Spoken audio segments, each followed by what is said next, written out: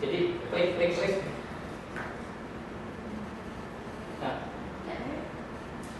kalau kita lihat area dari Senayan yang sendiri adalah bagian dari satu adalah kawasan untuk olahraga, sport area, dan berikutnya di atas adalah untuk parlemen.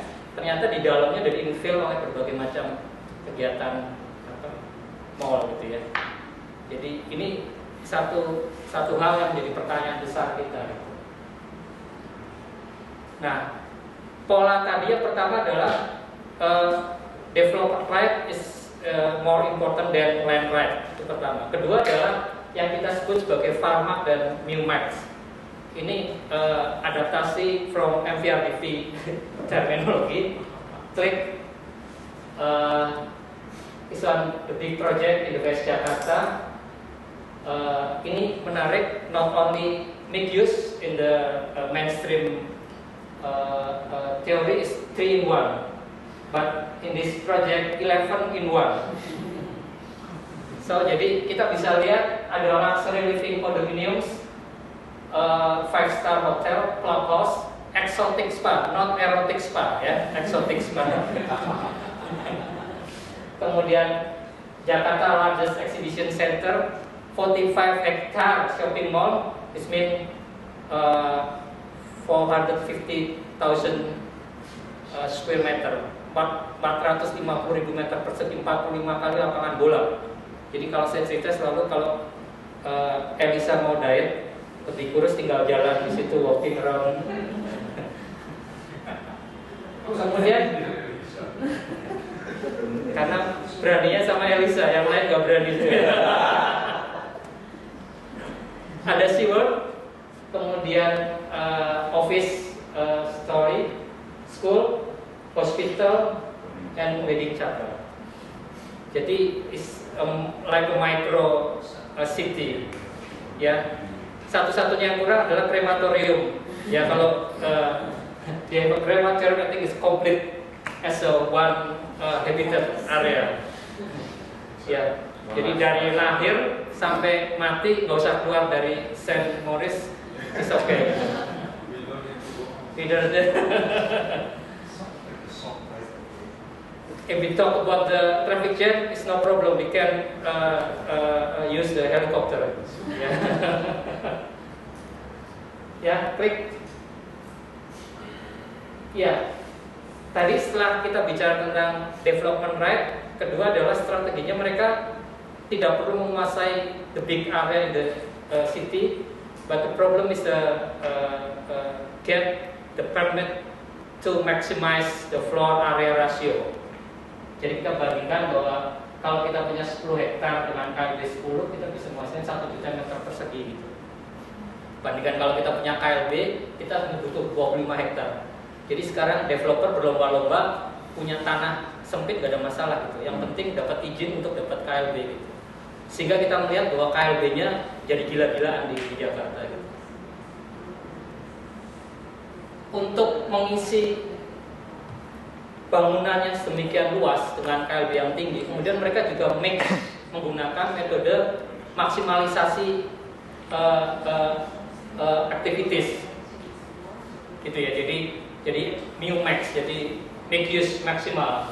Jadi tadi bahwa tidak perlu lagi 3 di dalam 1, tetapi apa yang kamu bisa masukkan silahkan gitu. What do you want, you can put in this building.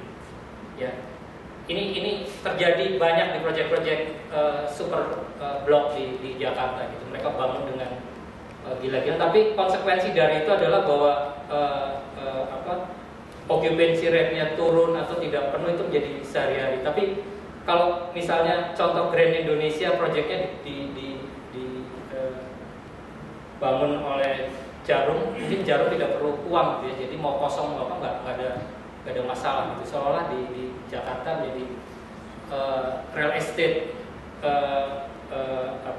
analysis, real estate market studies, it's not applicable.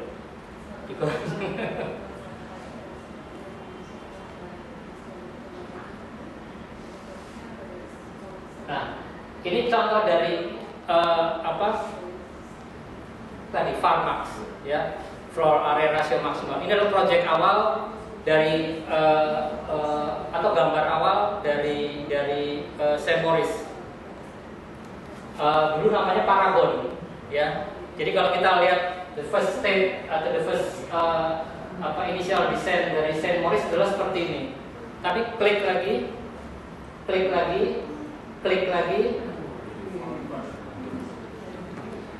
tambah tahun, tambah naik gitu loh itunya gitu. Ada tahun.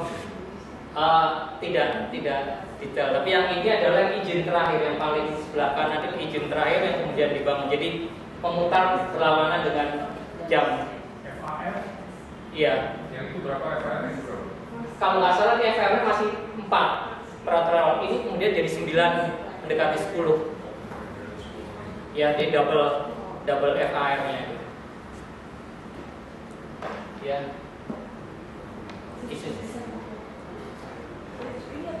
Ya, yang terakhir jelas. Ya. So every year they So what happened is kalau orang yang sudah beli tower pertama atau enggak, yang dijual yang Oh. Don't worry, your investment will be safe. Ya. Ya. Kita selalu nemu di papannya Rico kan gitu kan, tallest and biggest. Jadi klik lagi. Jadi sebenarnya apa yang disebut oleh Charles Jeng in his book Iconic Buildings, Smoking in Jakarta. Now kita takut bukan pada komunisme gitu ya, tapi takut kita adalah pada iconic building atau bangunan yang skala besar, yang every time, everywhere they can come and erect it in our ya.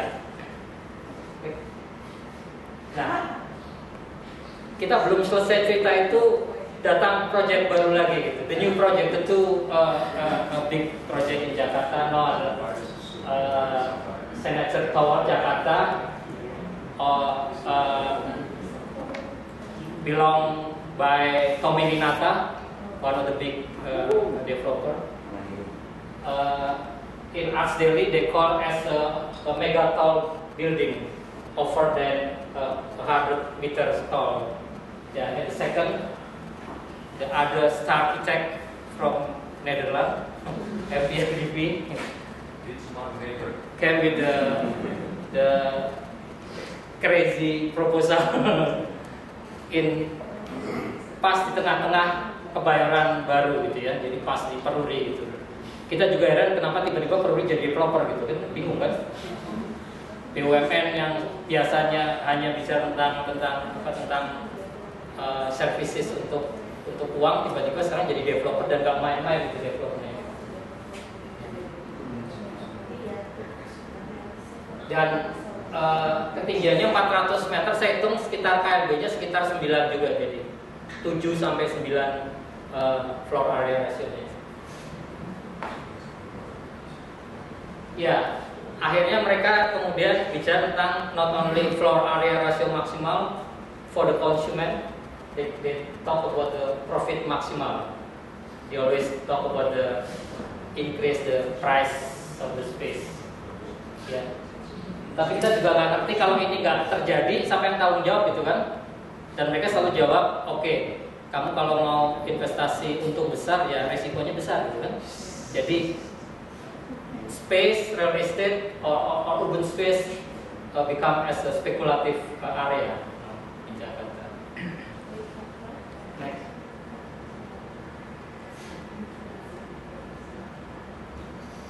Yes.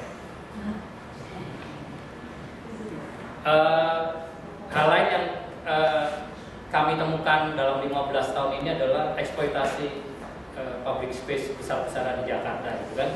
Jadi ruang publik itu menjadi arena eksploitasi gitu. Jadi yang paling gampang adalah otomotif dan motorbike. Jadi sepeda motor kita lihat produksinya dari tahun ke tahun naik terus gitu ya, dan kita nggak ngerti apa yang terjadi di Jakarta gitu. Dan yang lucu dulu Posibo mengatakan Jakarta aman-aman aja, saya naik motor dengan Harley Davidson-nya ke kota aman gitu karena dia dikawal oleh ratus. Iya, apa yang disebutkan oleh David Harvey, privatize profit and socialize loss itu jadi real di Jakarta gitu. Dengan kondisi seperti ini sebenarnya industri sepeda motor, mobil jadi sangat tinggi sekali. Dengan turunannya ya kita mengerti leasing dan macam-macam sangat mendapat untung dari itu, tapi Jakarta kita semua yang jadi korban dari ini gitu. Ya, karena itu sebenarnya perdebatan jalan tol segala nanti bermula di masalah ini sebenarnya.